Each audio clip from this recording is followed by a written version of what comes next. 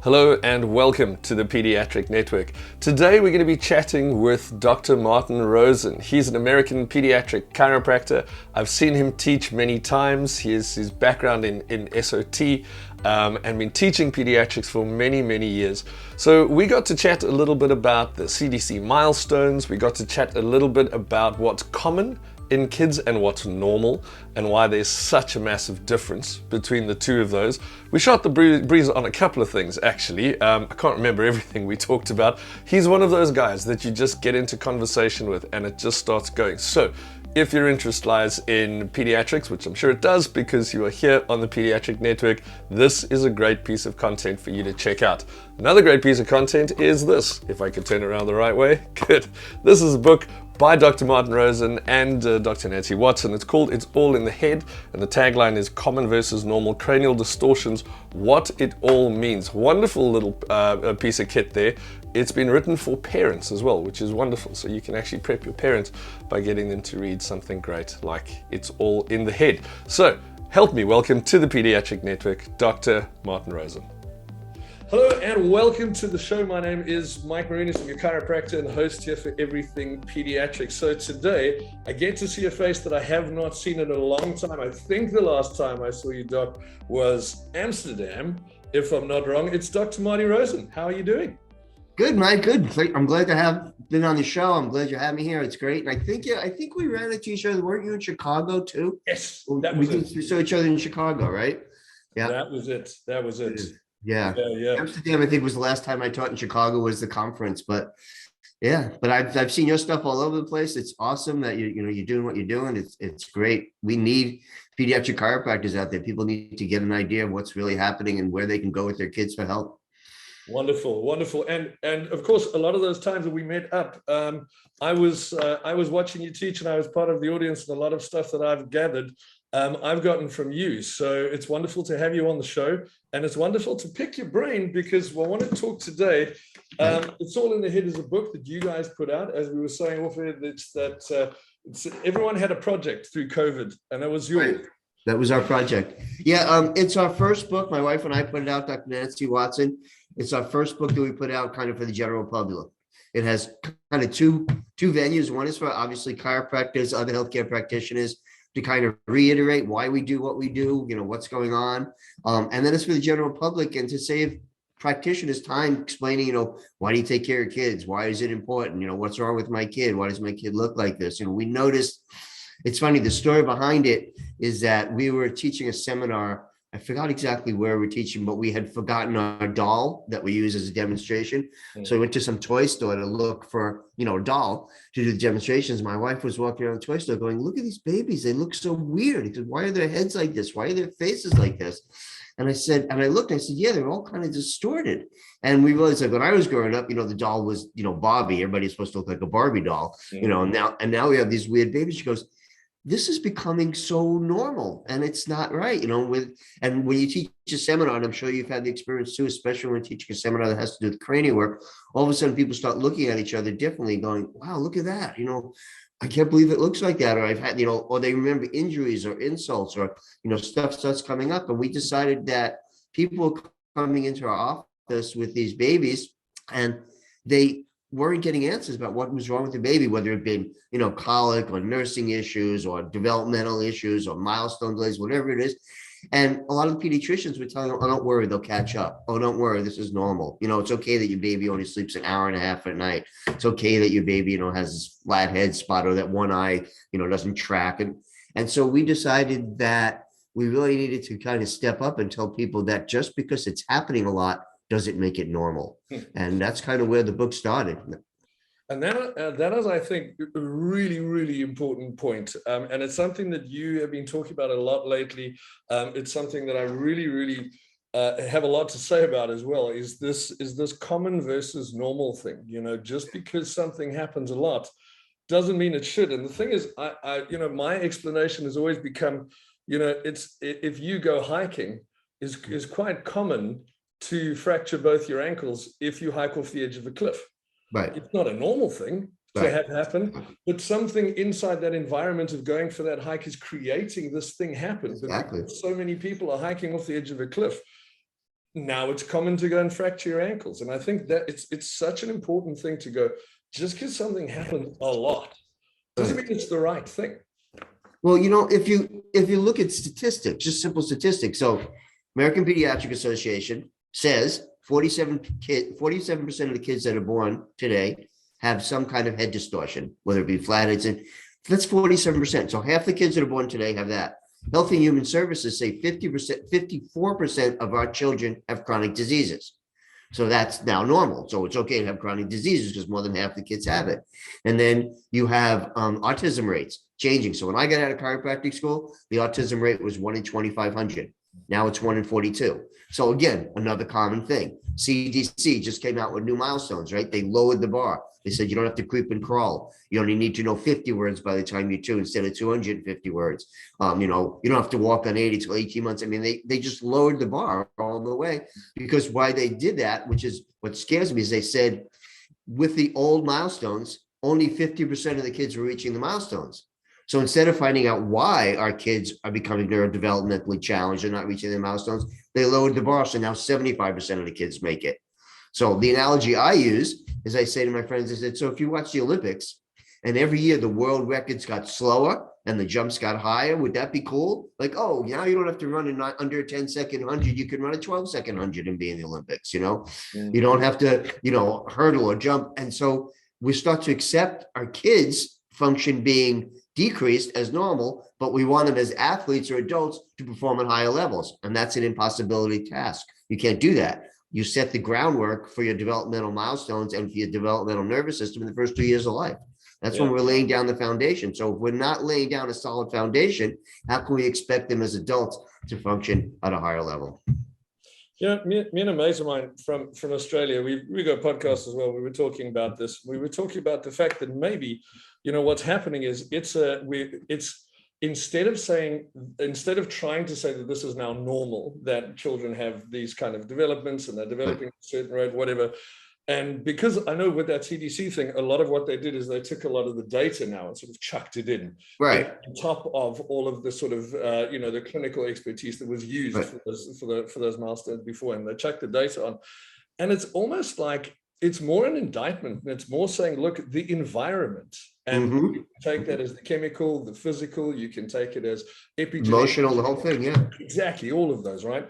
And you put all of those together and you say in this environment, the common outcome is now this. Right. And again, is that correct? And should we be happy with it? And I think all of us, we've kind of gone, no, I think it's a good kick in the butt to go, hang on a second, there's a big difference between can't do anything, can kind of get away with it, and excelling. Because as you said, this is something I hadn't thought of. All of a sudden, you move from being a kid to being an adult. And being a kid, it's fine, you'll get there. All of a sudden, as an adult, you have to massively excel. And exactly. You get there. You don't just all of a sudden, magically all of a sudden you're brilliant. Right. Well, that's the two things. One is that, so right now in the United States, and I'm sure it's in other countries also, but this is what I'm tracking, and we have patients who are nursed at Children's Hospital. The amount of kids that are coming in with huge amount of anxiety, anger issues, non-functional issues because of the whole shutdown thing, and because they weren't able to basically continue their neurological development, whether it be wearing masks, not being taught, being isolated. And so now having this entire mental health crisis. And you're right. So what we're saying to these kids is, here, we didn't lay a good foundation for you. You struggled to get through your life. And now what we're doing is we're going to change your entire life, and you're supposed to adapt to that. And they can't. They have no place to go. They're not adapting. So what are we going to have? We're going to have children who have severe anxiety levels, have low thresholds to function, and can't interact socially. And so that's what we're going to have in a society. And we're going to expect that to change when they're 20, 30, get jobs, go out. So you're right. That's not going to happen. And so that's really the problem. Is the second part that really scares me is all these milestones are neurologically programmed into our nervous system. So they're not something that, like you said, the CDC took statistics on and went oh, this is what's happening now. Let's just factor that in. But the truth of the matter is that all these milestones are pre-programmed into a base of our brainstem. These are our cerebellum and our brainstem. They're called pre-programmed proprioceptive feedback loops. And the whole idea is throughout eons and eons of time, they've been firing at certain times so that we can, hold our head up. We can sit, we can crawl, we can walk. These all build on each other. It's just like if you're an animal living in the jungle, right? And so most animals who are born can walk within several hours, because if they can't walk, they're dead, right? So if you give birth to an antelope or whatever in the jungle, and that baby can't get up and walk, they're fair game for any predator.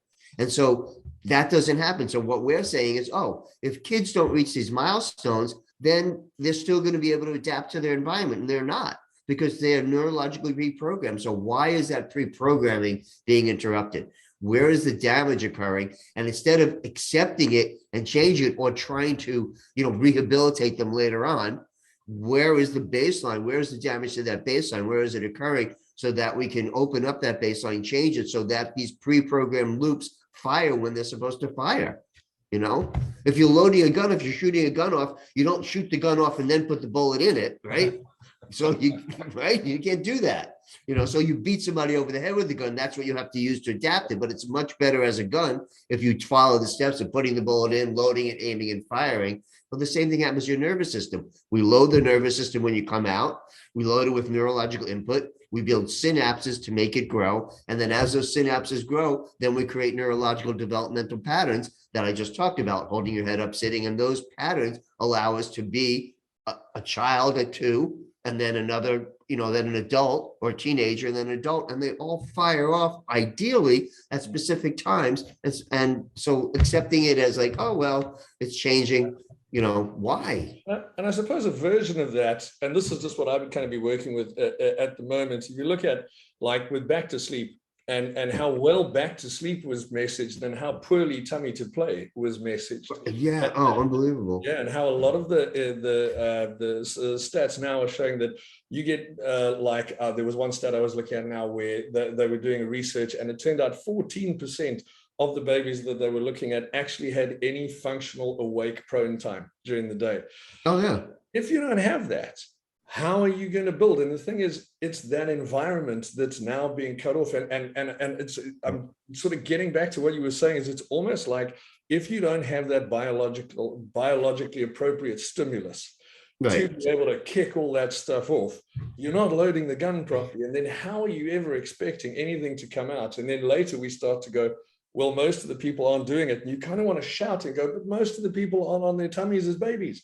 So most of them aren't starting properly. So how are they going to do that? And it's almost like kind of go right down to the root of that cause to be able to start fixing on that base level, which is, I think, where we work a lot of the time.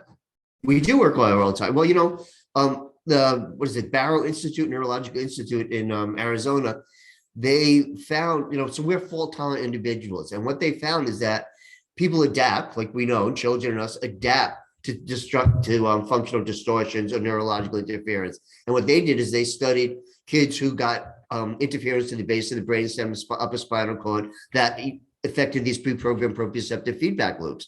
And what they found is that these kids would adapt to that. In other words, they'd make compensatory changes. But what would happen is they would start off with mild symptoms because of those compensatory changes. And the older they got, the deeper the symptoms would occur. And so by the time they were 5 or 6 years old, they actually had clinical symptoms like, headaches, insomnia, being unable to concentrate. You had a whole list of things. And what it was because they kept adapting, or I shouldn't say adapting, compensating for damage to these pre-programmed proprioceptive feedback loops in the base of the brainstem. And they became less competent. They became lower thresholds. We see this all the time. And if you talk to a parent, I'm sure that you have the same experience. Talk to a parent who brings a kid in at 3 or 4 years old, and now the kid has a diagnosis. They're on the spectrum or whatever it is. And you talk to the parent, you say, when did you notice that Johnny, wasn't doing exactly what he should? And most of the time, especially the mother, and especially if you have another kid, will say, I knew something was wrong by 18 months. And the reason that's so important is 18 months is that neurological cutoff. And what I mean by that is the brain is growing so fast in the first year, it doubles in size.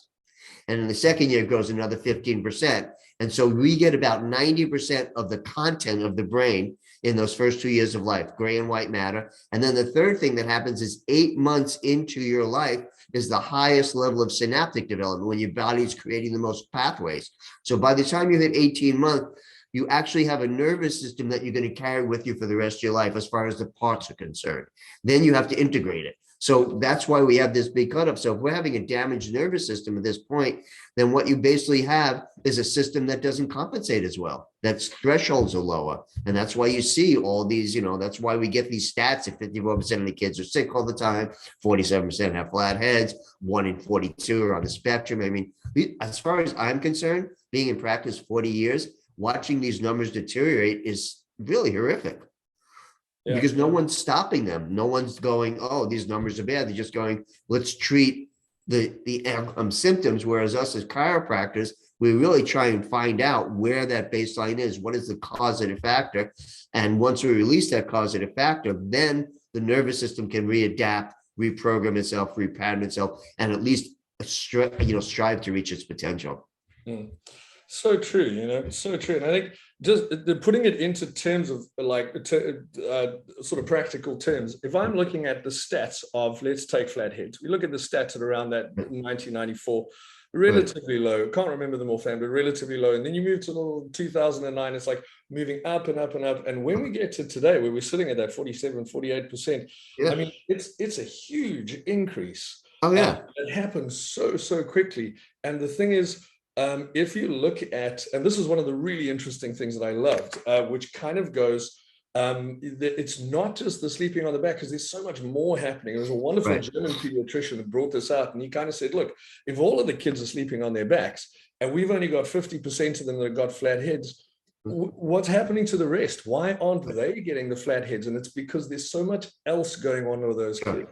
There's so many other things in their environment that are being worked with, that are being able to, bring them through. So I think also, like, we tend to pinpoint one or two things and we say, that's the bad guy, that's the problem. And at the end of the day, we know the development is so wide, and such a vast thing, and there's so many things inside there, and so many bits and pieces that you can help out with as a parent, knowing what's going on, going to your local chiropractor to be able to allow that growth to work. And as you say, switch on the systems, make sure the nervous system is working properly. And there's just so much around this. And I think we always like to find a bad guy. Right. Well, you want to fix it. You find that one thing, right? Well, it's the same thing with anything, whether, you want to talk about COVID or regular viruses, diseases, you have two people in a room, they're both exposed to the same environment. One gets sick, the other doesn't. What is the mitigating system? Well, we know the two mitigating systems is your nervous system and immune system. So how well your nervous system is functioning and how well your immune system functioning is how susceptible you are to stuff outside. I mean, there's always viruses, there's always disease process, there's always stresses. And so your adapting system is your nervous system. And so the flathead syndrome, I like that one because I want to talk a little bit about that. Right. So why do some babies who lie on their back have flat heads, the others don't? Right. The other mitigating instances may be things like, well, one set of parents does more tummy time.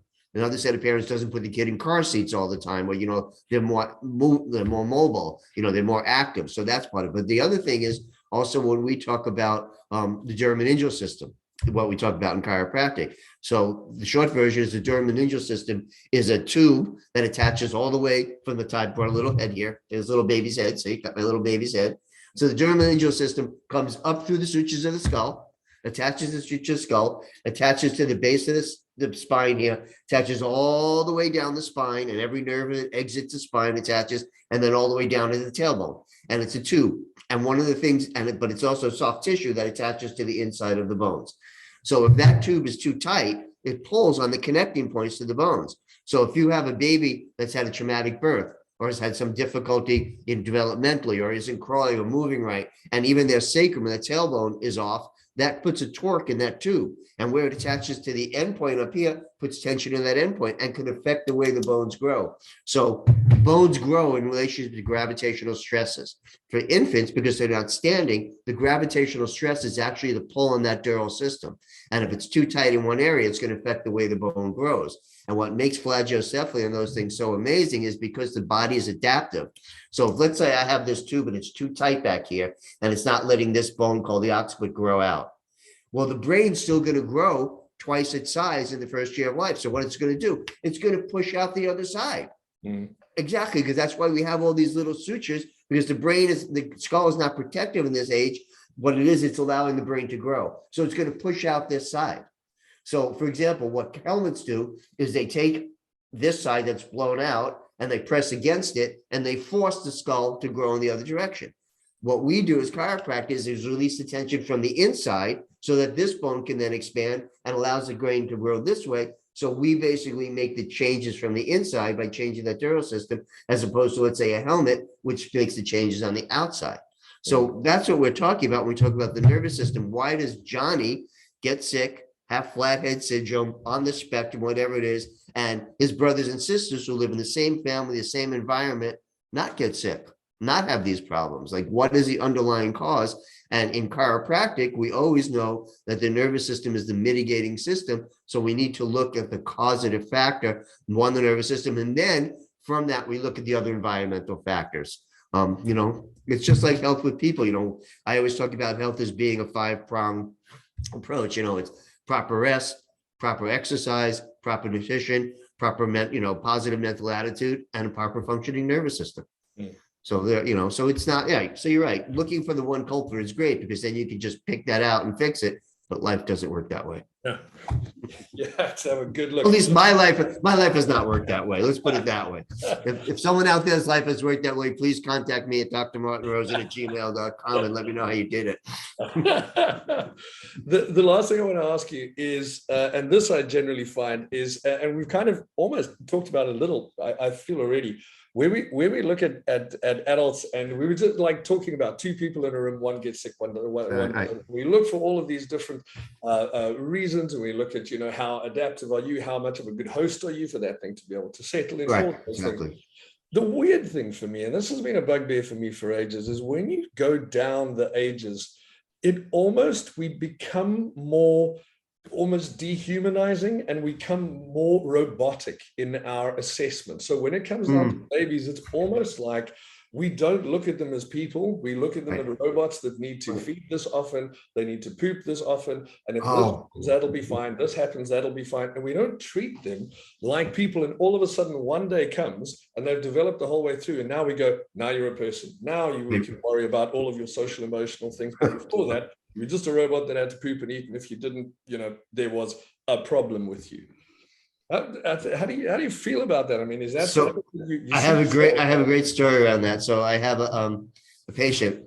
I've taken care of her and her family since she was born. Literally did a house call the day she was born. She was home birth. She's now in her 30s. She has a kid. She just had her second kid, but her first kid, her husband, and her husband especially, he's a computer programmer. And so when they had this first kid, they made a spreadsheet. On the spreadsheet, they put how much the kid was going to poop, how much the kid was going to pee, how much the kid was going to sleep. And of course, her father is one of my best friends. And we kind of laughed at it and said, yeah, let's see what happens. So about 6 months into her care, I said to her, I said, so how's that spreadsheet going? And it's like, yeah, she had this whole, and so the spreadsheet obviously didn't work. And you're right, people start to compartmentalize what their kid is doing. I have people come in all the time. I just read this great article and I put a little title on it. I just brought it to my office. I called it "What's the Poop?" And basically it was about a medical doctor who was talking about, constipation and when kids should go to the bathroom, when they shouldn't go to the bathroom.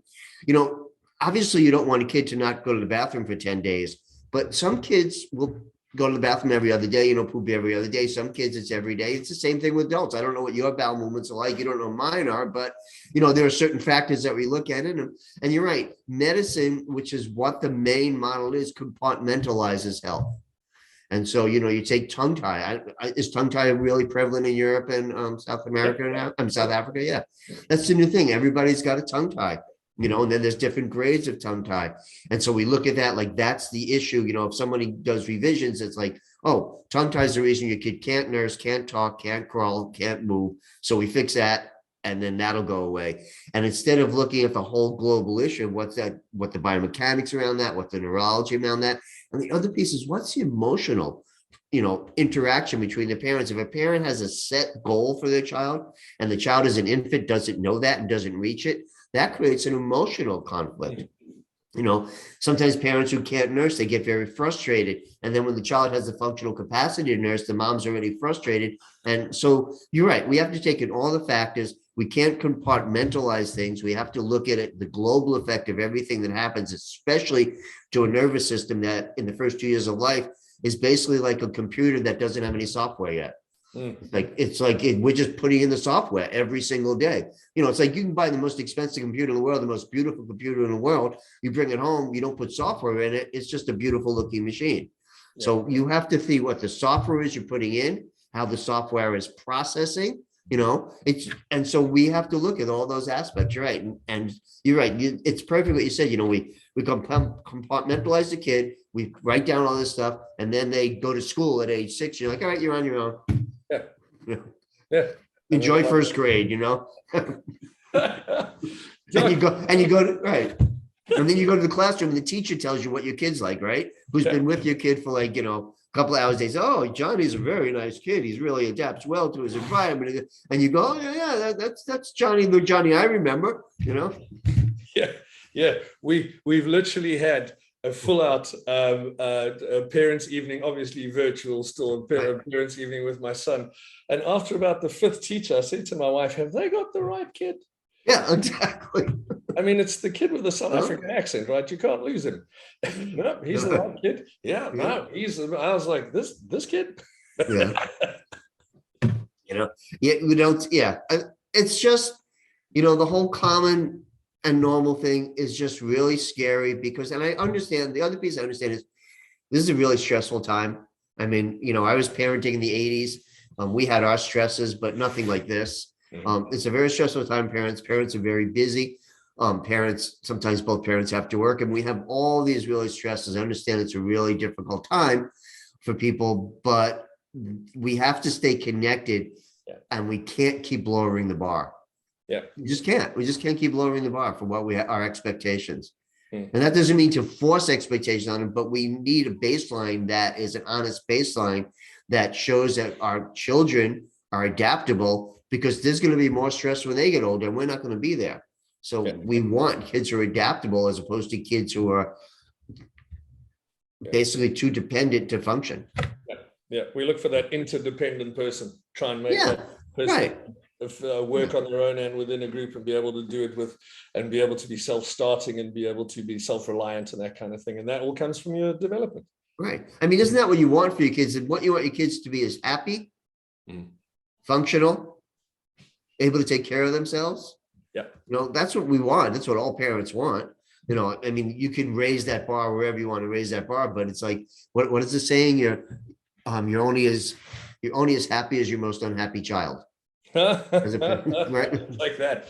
Right. You know, if you have 4 kids and one, you know, it's all those little cliches, you know, the squeaky wheel gets the most attention. It's like, if you have a family and you have one kid that's really dysfunctional, that kid is going to take that level of attention. But the bottom line is, as that kid's level of function increases, it affects the entire family dynamic in a positive way.